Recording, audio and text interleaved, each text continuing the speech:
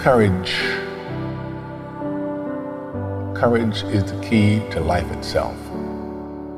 It takes courage to act. Part of being hungry when you've been defeated, it takes courage to start over again.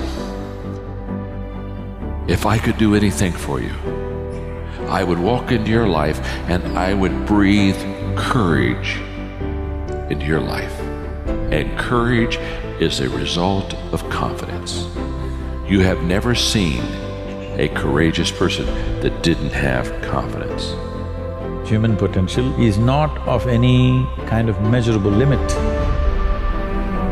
It can go as far as you desire or as far as you have the courage to walk. How do you stand up to massive external pressure? Courage. And courage is something that comes from relationships. You know, it's external. There are days we're going to doubt ourselves. There are days that storms are going to rise, and we have to have people who say, I got your back. You need to do this. We need you. The world needs this. Keep going.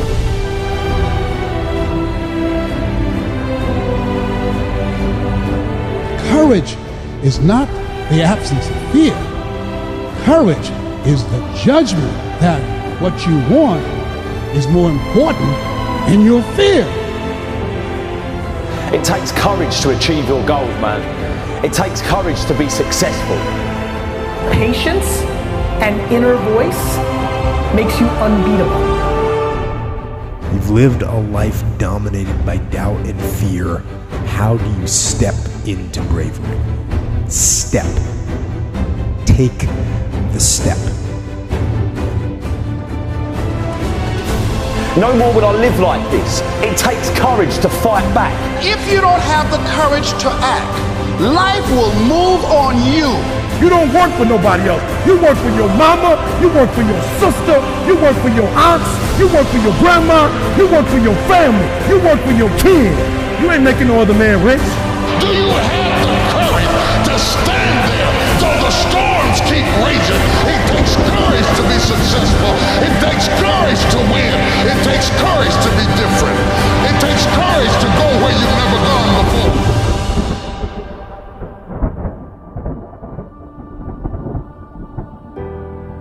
There are a lot of people who are born in situations that say, well, I'll never get out of this. So they won't. I say to people who say, well, I would like to have done so and so and so. So well, you could have done it. So, well, I couldn't get out of here. Man, the bus runs every day.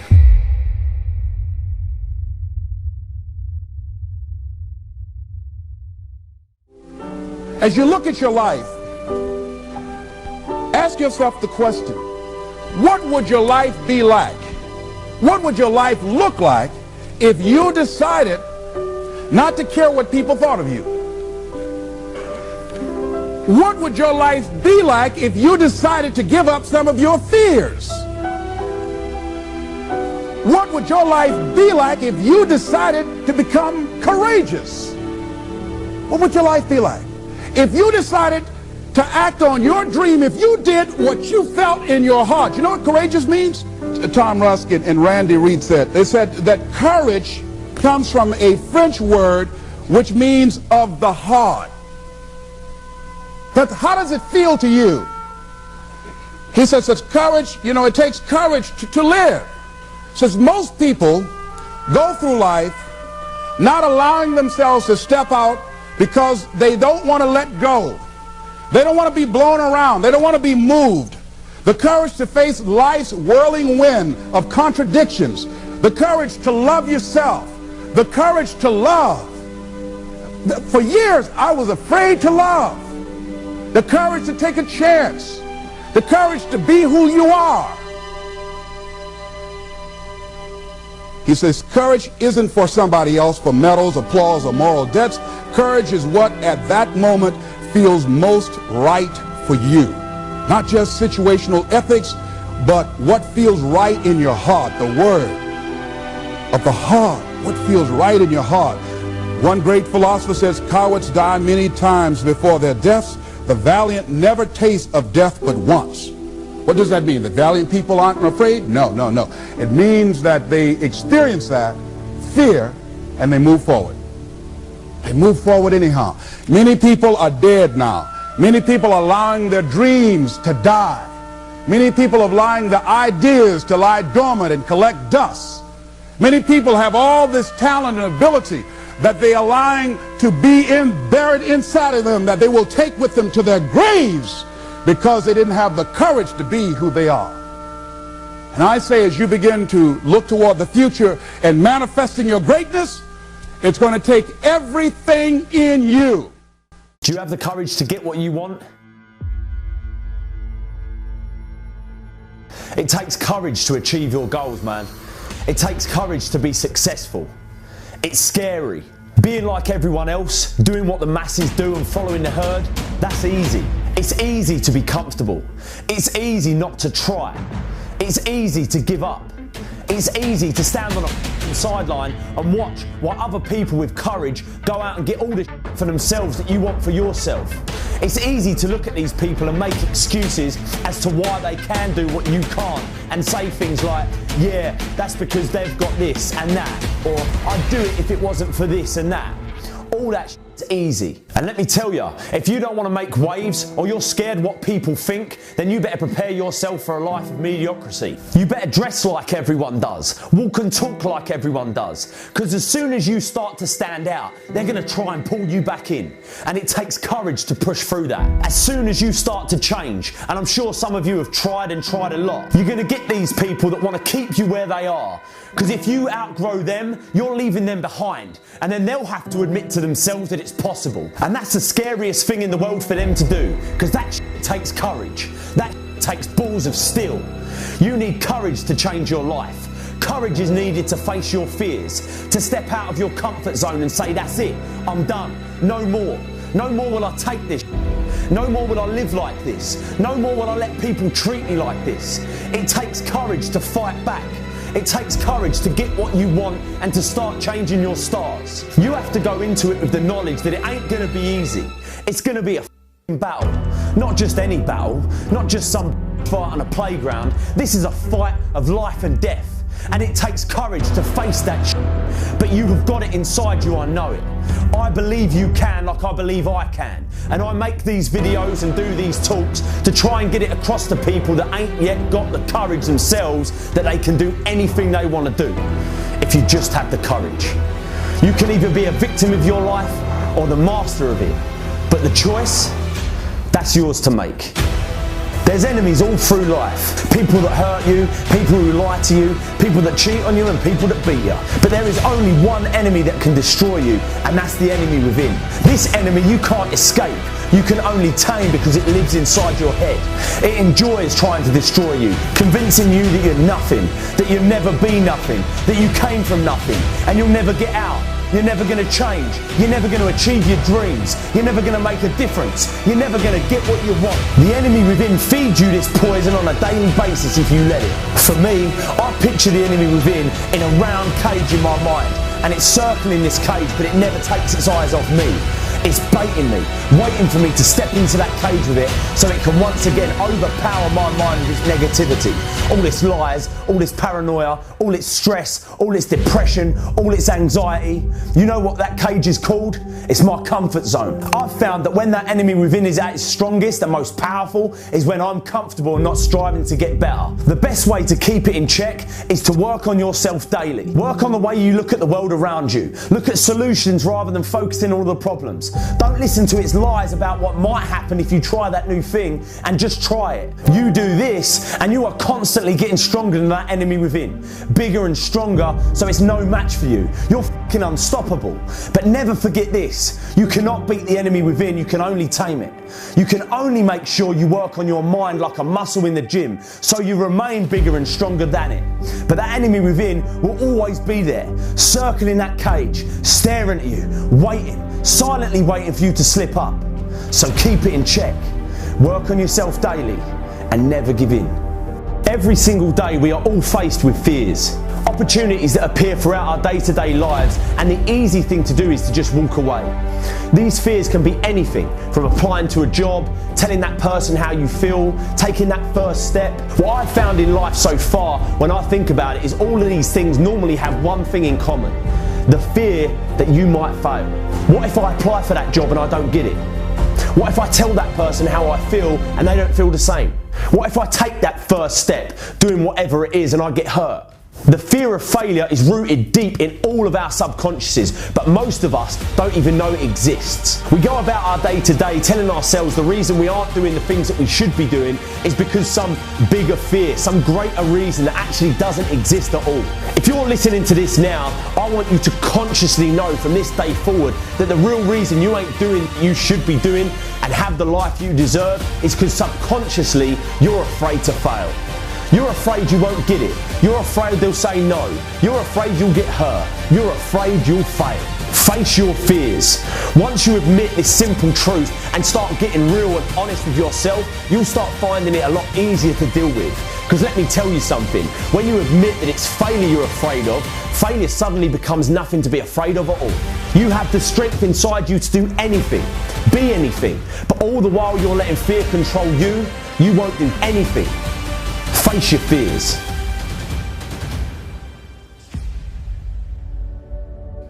There's a quote by Goethe and it says, if you look at a person as they are, they will always remain that way or maybe be worse. But if you look at a person, this is good. If you look at a person as they could be, they will grow into what they should be. Right? We have to know what we stand for. I'm not talking about what your company stands for. I'm not talking about your family values. I'm talking you as an individual. When you walk into a room, what do you represent?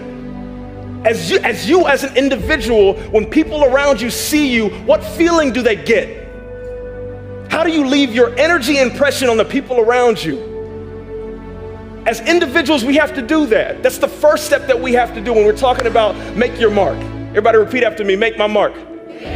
Repeat after me. In order to make my mark, I have to define my mission statement.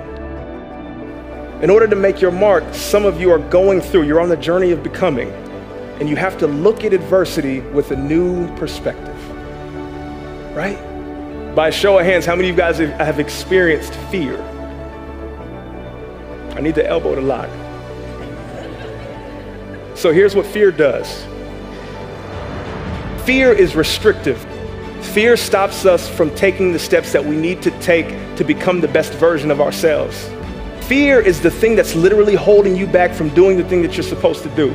Fear is stopping you from becoming the leader that you're supposed to be now. One of the things that I've learned in my past is that leadership is not a title. Leadership is an action.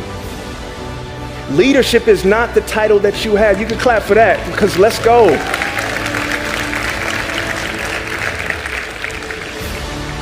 Leadership is not a title. Leadership is an action. Leadership is not a noun. Leadership is a verb. Leadership is not what you look like or where you are. Leadership is the way in which you interact and how you treat the people around you. I'm trying to tell you something, people. Leadership is each and every one of you right now are a leader.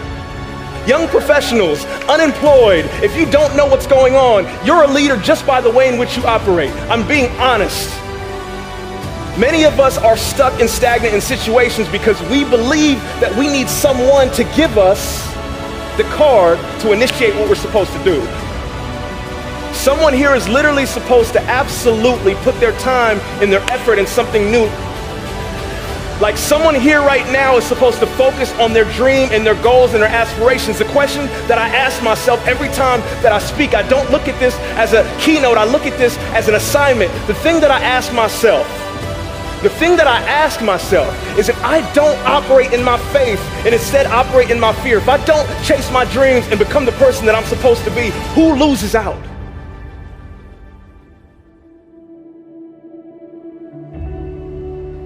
I realized that I wasn't doing this for me. Like every time I do something, it's not just for me. There are people who are watching you right now in your journey, and you're inspiring them just by the way in which you move.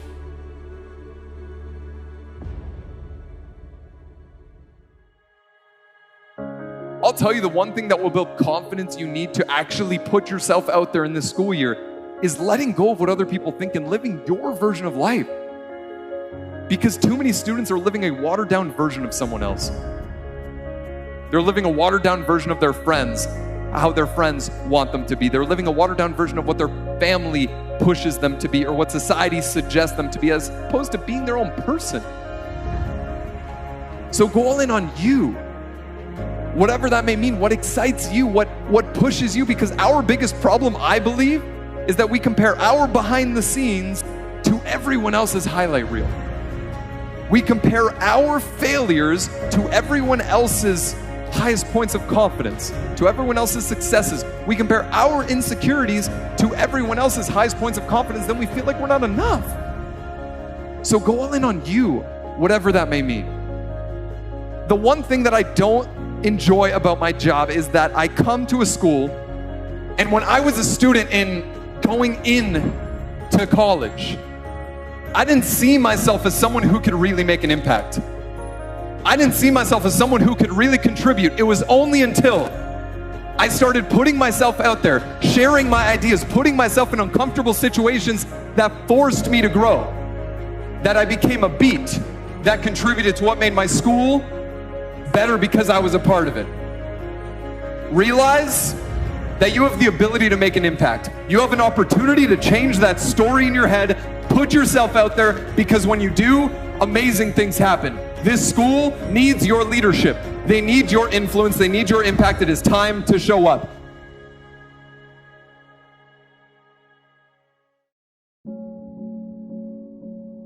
We're all carrying things in our pack.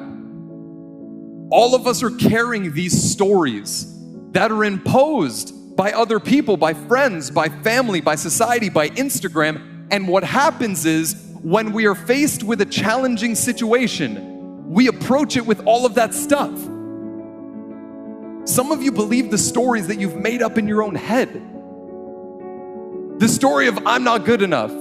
The story of I'm not academically inclined. The story of I'm not a morning person. The story of I can't really make new friends. The story of I can't really have an impact on the people around me. And now listen, I want to be abundantly clear. I'm not the guy that's going to come in here and tell you what stories to tell yourself, but I want you to get back to the place where you can start telling yourself better stories. Stories that you are enough, that you are charismatic enough, that you are courageous enough, that you aren't like them, and that's okay because you are like you. I believe when we stop believing the stories that we tell ourselves in our own heads and start telling ourselves new stories, stories that are actually aligned with who we are and who we would like to become, that is when we are able to change ourselves and change the people around us. But I want you to raise the question within yourself of defining the snake in your life. That thing that keeps on coming up that it is time to face, because here's what I know. Every single person in this room, student and faculty, has something that comes up that tries to get in their way, make them want to quit and turn around and walk away. And what I know to be true is defining that thing for you is the only way to be able to overcome it. We talk a lot about leadership going into a new school. How do you show up as a leader in this school and the community around it? True leadership is leaning into the things you're afraid of. True leadership is consistently choosing courage instead of fear. True leadership is having the courage, the audacity to take on challenges, things that don't make you feel good, while inspiring other people to do the same. It takes courage to make a new friend. It takes courage to stand up for that person that you see on campuses isn't being done right. It takes courage to wake up a little earlier instead of late, to join that student group, to put yourself out there more than you thought that you could. It takes courage to live a great life. So make the decision today of what courageous act are you going to make for yourself and the people at this school. It starts by taking on the things that you can actually affect, that you can control, and that you can impact, because I see way too many students coming into college and university that allow themselves to be defined by what happened yesterday. They allow themselves to be defined by what happened last week. Some of you in this room think because of one failed test that you are a failure, when the reality is those are moments, not characteristics. And my personal belief is that we need to start seeing those moments for what they are, moments.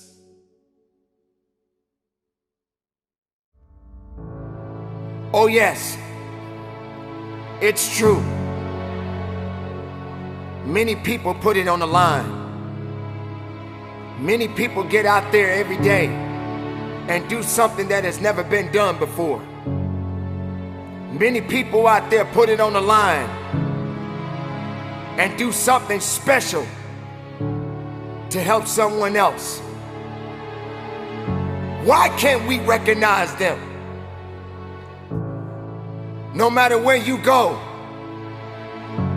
no matter where you may be, someone is out there right now that is doing something far greater, and they're putting so much work in to make a difference in this world.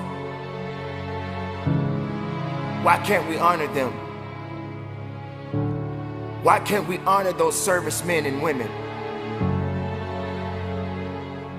You have to consider the fact there are great doctors, there are great lawyers, there are great teachers, there are great mothers and fathers, there are great people in this world. And we all are responsible for one another. We all have a duty. We all have to serve. Whether you wear a uniform or not,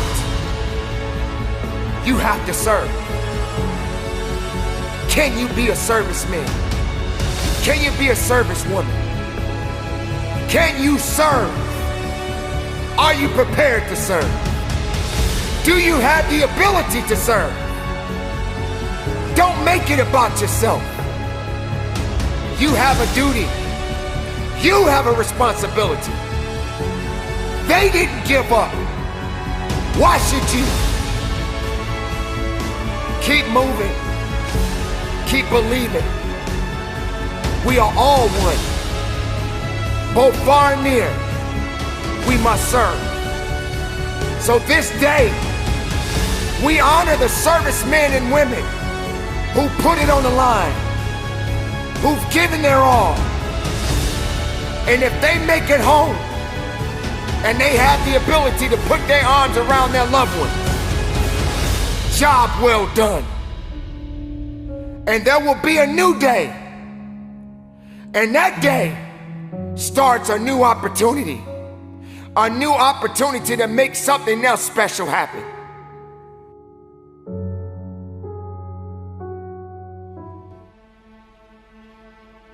A C student can justify anything, and the worst part about it, they can believe the excuse. Don't look at me like that. Some of you guys have been defeated already in your life. You're saying to yourself, you know what, I got a GED, nobody wants me. I used to be an alcoholic, nobody wants me. My own father used to tell me I was no good, nobody wants me. I'll just work this little dead-end job and we'll figure out what's next, because I don't have anywhere to go. Some of you guys can relate to what I'm saying. Somehow, some way, you've disqualified yourself. I work with so many people and I can relate to it. Nobody can beat you but you. Nobody can stop you but you.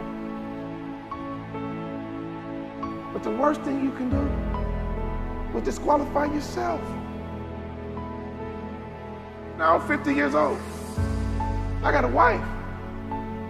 I got kids. I got mortgages. I got bills. School is over. That's all about the real deal right now. You guys with me? Is there any excuse for an adult not to get an A out of life? So when you go to work, is there any excuse for you not to be an A manager?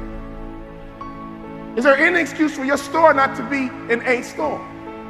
Is there any excuse for you to go home and not be an A husband? Is there any excuse for you not to be an A wife or a mom or a dad? Is there any excuse?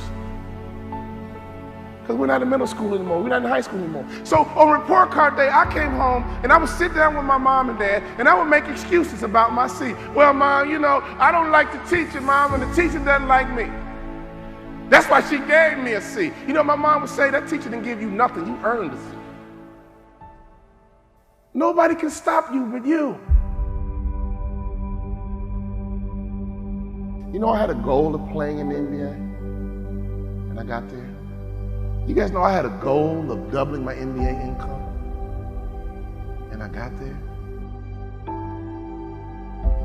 If you set a goal, and you make the intention that you're going to get there, do you know that you writing it down and looking at it every single day, you're 7 times more likely to achieve that goal? This is America, ladies and gentlemen. It can happen to you, it can happen for you, but you gotta write these goals down, plain up on tablets, so they can be seen by men, and that man and that woman is you. My father said, write your goals down, son, and I wrote them down. I said, Dad, I'm gonna play in the NBA, and That's your problem, son. Your value system's screwed up. You're smart. This family's about being a student athlete. Rewrite your goals tomorrow and give them to me. He didn't yell at me. He didn't browbeat me. He didn't criticize me. He said, son, that's your problem. Your value system is screwed up. Redo them and give them to me tomorrow. You know, some of you guys can have more in life, but your value system is screwed up. You're more excited about Facebook and Instagram. But some of you guys, it's golf. You know, I go to work, man, I can't wait to hit that golf course. My father taught me something very valuable. But you know what? You will dwell in what you dwell on. You will dwell in what you dwell on. If you dwell on marijuana, you will dwell in marijuana. And you will get the weed smoker's reward. I thought about it the other day. I'm from Chicago. I've never been to a thug retirement party. Have you? I've never been to a thug retirement party. I guess I have. They're called funerals.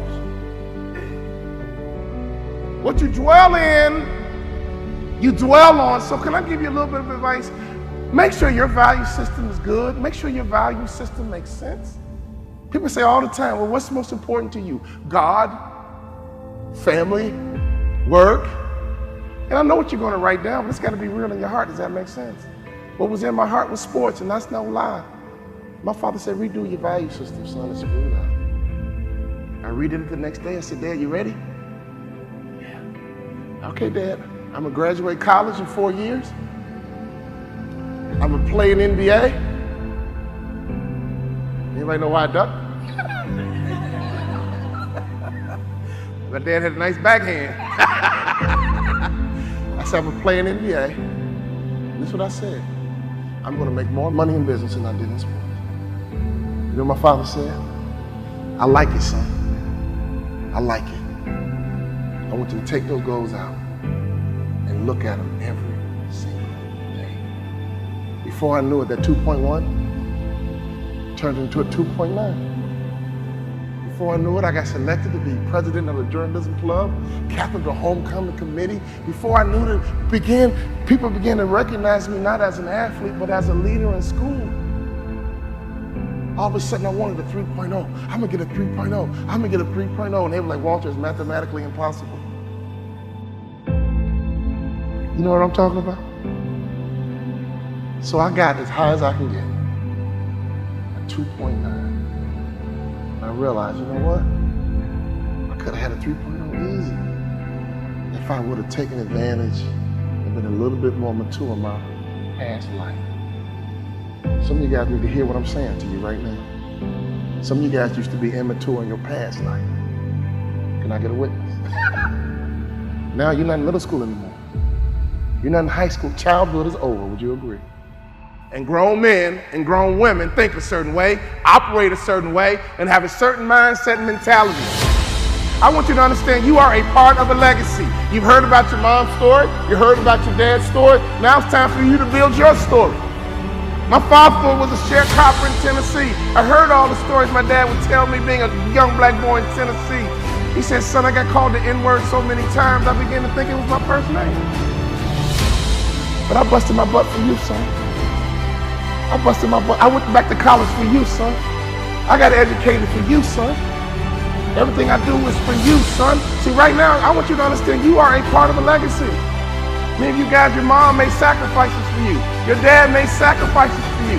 Now it's time for you to grab the bull by the horns and impact your legacies. Everybody with me?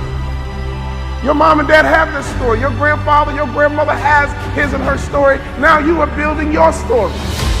I was at a track meet one day, and I was watching a 4x1 relay. And I love a 4x1 relay because that first sprinter takes off with the baton in their hand and they run as hard as they can, as fast as they can, and when they get to the next athlete, they yell, stick! And the next athlete takes off running, but they reach back. They just reach back a little bit. Then they run as hard as they can, as fast as they can, for 100 meters, and then they yell, stick! And it's so important to make a successful handoff because if you don't make a successful handoff, you are disqualified. And the next athlete's turn is to run as hard as you can, as fast as you can, and then they yell, stick! And they hand it to the anchor. That anchor is Carl Lewis. That anchor is Flojo. That anchor is Usain Bolt. And that last 100 meters, whoa! They come around that curve, and all you hear is elbows and form, and they come down and cross that finish line. Oh! So I was at the track meet, and I saw them handing this baton. They kept yelling, stick! Stick! Stick! Stick! Stick! Your father might be from Russia. Your grandfather might be from Cuba, Colombia. I don't know where they're from, but let me tell you something. At some point, they're gonna yell, stick! And that baton's in your hand. So we don't have time to be silly anymore, would you agree? We don't have time to play games anymore, would you agree? You gotta get that baton in your hand. You gotta run as hard as you can, as fast as you can. And every day in that car in the morning, my dad would just talk to me. Like, son, I'm from Tennessee, son. Education is very valuable. You cannot devalue education the way education is important, son. That's the way out. Education, working hard, education, getting trained. Smart families are training and development organizations masquerading as a family. Mom, dad, you are head trainers of a family. You know what my dad would say? Go get it, son, go get it. Be sweet, baby, be sweet, go get it. Go get it, be sweet, baby, go get it. Go get it, be sweet, baby. Go get it, be sweet, baby. Every time I left the house, my mom would say, be sweet, baby, be sweet. My dad would say, go get it, son, go get it. Go get it, son, go get it, be sweet, go get it, be sweet, go get it, be sweet, go get it, be sweet. My family had two core values. Go get it, son.